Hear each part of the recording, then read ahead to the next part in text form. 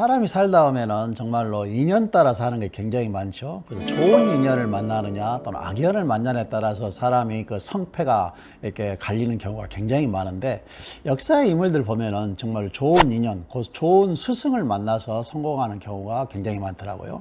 그 중에서 오늘은 진도하면 떠오르는 소치허련, 그 울림산방의 주인공인 소치허련과 관련된 이야기를 한번 해볼까 합니다.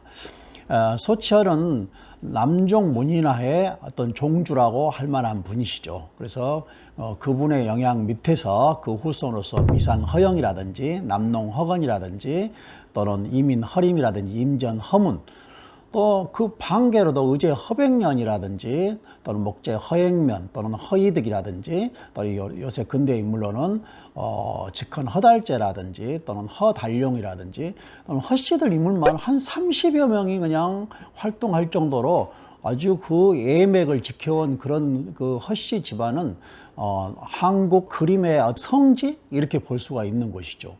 그래서 왜 그러면 이렇게 그림의 성지가 됐는가 했더니, 물론 시대적인 그런 분위기도 사실은 무시할 수가 없어요. 남도라는 정말로 좋은 환경도 있었지만은 소치가 활동하던 그 시대에 추사 김정희도 나오고, 그 다음에 초이선사도 같은 그 시대에 나오게 되고, 다산 정약용이라든지 이런 사람들의 영향을 많이 받은 사람이 소치허련이라고 할 수가 있겠죠. 근데 이제 이 소치허련이 진도에서 이제 나서 이렇게 자라고 있는데, 진도란 것이 이제 사실은 굉장히 풍광이 좋고 또 그림 그리고 먹고 살기도 굉장히 일단 옛날에는 좋은 그런 곳이었어요. 또 유배로도 많이 또 명사들이 오면서 그 영향을 또 많이 받았고 공부를 하게 된 계기도 됐고요. 그런데 한 번은 이제 소치가 가까운 해남에 가면은 노구당이라는 곳이 있잖아요. 노구당은 또 공제 윤두서 비롯해가지고 굉장히 또 많은 명사들이 그쪽에 출입을 했던 곳이 해남의 노구당이거든요. 그 노구당에 가서 공제 윤두서 등이 남긴 화첩으로도 공부를 하게 된 것이 첫 번째 인연이라면 인연이었겠죠. 그래서 이 노구당에서 공부하던 소치는 가까운 해남의 대흥사로 찾아가서 대흥사에 당시에 초이선사가 거기에 주석을 하고 계셨습니다. 그래서 초이선사를 스승으로 해서 거기서 초이선사한테 차도 배우고 그 다음에 그림도 배우고 이렇게 해서 상당히 공부를 하던 때가 바로 32살쯤 이쯤 됐다고 봐요. 그래서 이 초이선사의 소개로 당대의 최고 거물이었던 추사 김정희를 소개를 받게 된 겁니다. 한 번은 초이선사가 이 진도의 소치가 그린 그림을 갖다가 이렇게 둘둘 말아가지고 한양으로 올라가고, 우리 진도라는 곳에 이런 소치허련이라는 젊은 친구가 있는데 그림이 좀 괜찮하다, 한번 좀 봐달라, 이렇게 하면서 초이선사가 추사한테 그림을 먼저 보이면서 소치를 소개했다고 합니다. 그래서 몇 년 후에 이제 소치허련이 한양으로 가갖고 추사 김정희를 만나게 된 것이 바로 한 획을 긋는 어떤 전환점이 됐던 것이죠. 그래서 이제 나중에 추사 김정희로부터 또 하나의 아주 큰 인연을 만나게 된 것이, 추사 김정희가 당시에 임금 헌종을 갖다가 소개를 해준 거예요. 그래서 헌종이 소치를 대궐로 오락해가지고 보게 됩니다. 그래서 헌종이 보는 앞에서 헌종이 주는 지필목을 가지고 거기서 이제 그림을 또 이렇게 그리게 됩니다. 그래서 헌종한테 당시에 300금, 요새 돈으로 하면은 그것이 뭐 얼마일지 모르지만 상당한 금액이었던 것 같아요. 그 돈을 후원을 받게 된 소치허련이 그 돈을 가지고 무엇을 했겠습니까? 그 돈을 가지고 전국을 갖다가 이렇게 여행을 하면서 정말로 좋은 그림을 갖다가 그리게 됐던 것이죠. 그래서 소치는 이 공제 윤두서를 27살에 만난 그 화첩을 만난 것을 인연으로 해가지고 초이선사를 직접 만나서 공부를 하게 됐고, 초이를 통해서 추사를 또 직접 만났고, 또 임금을 만나서 후원을 받게 됐고, 그런 후원자들이 많이 있었다는 것이죠. 도가에서는 도를 닦기 위해서 4가지 조건을 제시하고 있는데, 그 첫 번째가 법입니다. 법. 그래서 이 법이 있고, 그 다음에 재물이 있고, 그 다음에 땅지자 지가 있고, 그 다음에 동무 짱 여자 여가 있거든요. 근데 이 법이 뭐냐면 스승이에요. 스승. 그래서 제일 중요한 것이 스승입니다. 그 다음에 아무리 공부를 하고 싶어도 거기 경제적인 재물이 뒷받침되지 않으면 공부하기 어렵거든요. 그 다음에 세 번째가 공부할 수 있는 좋은 환경, 여건을 말하거든요. 뭐 정자라든지 또는 암자라든지 또는 서재라든지 뭐 이런 것들이 좀 갖춰져야 공부하기 좋다는 것이죠.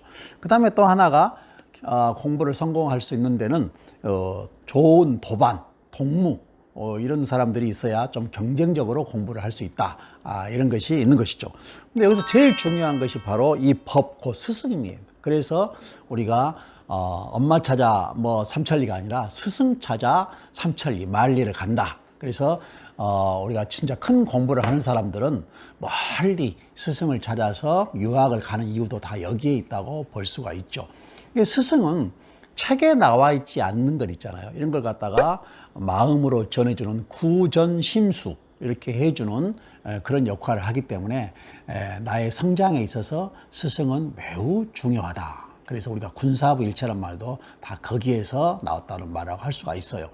또 불가에서도 사람이 성공하는 데는 반드시 몇 가지 기준을 두고 있는데 첫 번째가 독서입니다. 독서. 무엇을 하든 간에 사람이 책을 읽지 않으면 공부할 수 없어요. 성공할 수 없다는 것. 그래서 독서를 가장 기본으로 하고 두 번째가 뭐냐면은 참선입니다. 참선. 이 참선은 우리가 일반적으로 말하면은 하나의 사색이라고 할 수 있죠. 그래서 책을 아무리 많이 읽어도 그것을 내가 많이 생각하고 연구하고 그렇지 않으면 내 것화할 수가 없다는 것입니다. 그래서 사색을 굉장히 중요시 여기는 시간. 그래서 독서 10년, 참선 10년. 그러고 나서는 마지막 단계가 뭐냐면은 만행이라고 합니다. 근데 이 만행은 뭐냐면은 일만만자의 이제 건일 단일 행자인데 곧 일만만자가 있잖아요. 이렇게. 예. 그래서 만행이라고 합니다. 이 만행이 1만 걸음을 간다. 이제 그런 뜻이거든요. 그러니까 요새 말로 하면 이게 여행입니다. 그런데 우리가 독서도 하고 혼자서 사색도 했는데 이것을 이제 밖으로 나와 가지고 이 집 저 집 또는 뭐 십리, 백리, 천리 막 돌아다니면서 막 이게 쉽게 말하면 이제 우리가 뭐라 그러죠? 스님이 다니면서 이렇게 하는 것을 탁발을 합니까? 그것을 막 하다 보면은 세상에 그 인심이 너무 어려운 걸 잘 알 수가 있어요. 요새 말로 하면서 좀 시주하십시오. 이렇게 하면은 그냥, 우리는 교회 다닌대요. 이렇게 해가지고 거절해본 집안도 있어요. 실제 교회도 안 다니면서 교회 다니면서 시주해보고 또 교회 다니신 분이 또 교회에다가 헌금합시다. 그러면 우리 절에 다닌대요. 이런 게 세상 인심이라는 얘기입니다. 그래서 그런 혹독한 세상 인심을 배우는 것. 이제 이런 것이 바로 우리가 만행입니다. 소치도 추사 김정일을 만났을 때 추사 김정일가 소치한테 하는 말이 이런 말이 있어요.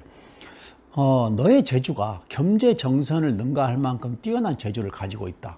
그렇지만 네가 만리의 여행을 하지 않는다면은 크게 공부로 성장하기는 한계가 있을 거다라는 이야기를 해주면서 여행하기를 권유합니다. 그래서 소치도 굉장히 많은 여행을 하면서 오늘날 큰 그 훌륭한 화가로 성장을 했다라고 합니다. 여행이 얼마나 소중한가 이런 것들을 옛날에 서화가들로부터 찾아봤습니다. 인연의 소중함 다시 한번 생각하면서 오늘 하루도 즐겁고 행복하게 사시기 바랍니다. 감사합니다.